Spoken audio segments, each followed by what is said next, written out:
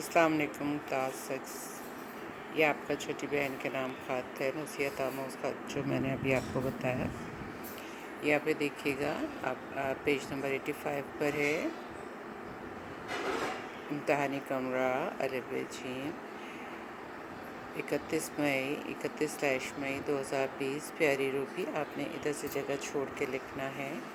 प्यारी रूबी, अस्सलाम वालेकुम। फर्स्ट पैराग्राफ में मैंने खैरियत पूछी और बताई है, और दूसरे में बताया है कि कैसे मालूम हुआ, और अब परेशानी है, लिहाजा इस चीज़ को तवज्जो दें पढ़ाई के ऊपर, और दिल लगा कर पढ़ें, अच्छी लड़कियों से दोस्ती करें, और इस वक्त से भरपूर फ़ायदा उठाएं।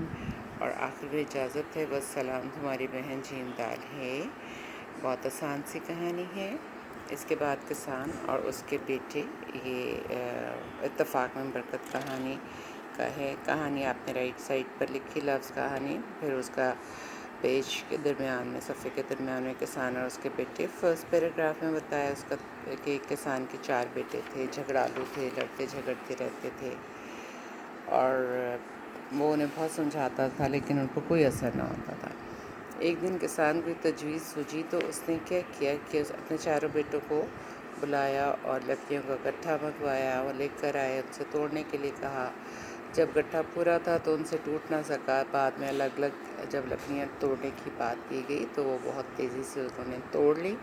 तब किसान ने समझाया कि इकट्ठे रहोगे तो तुम्हें कोई नुकसान नहीं पहुंचा सकेगा, और जब तुम अलग अलग हो जाओगे तो तुम सब इन लकड़ियों की तरह से टूट जाओगे। इत्तफ़ाक़ में बरकत है, क़ुव्वत एके में होती है, इत्तफ़ाक़ की हमेशा फ़तह होती है। ठीक है। इसके बाद आपके पास देखिएगा कि बेबाक, साफ़, बेबाक, निडर, बहादुर, सदा, जो सीन से है हमेशा, सदा, आवाज़, एहराम, फ़िरौन के मकबरे जो हैं, एहराम हज का ख़ास लिबास है, सफ़र, आना जाना, सफ़र अरबी महीना।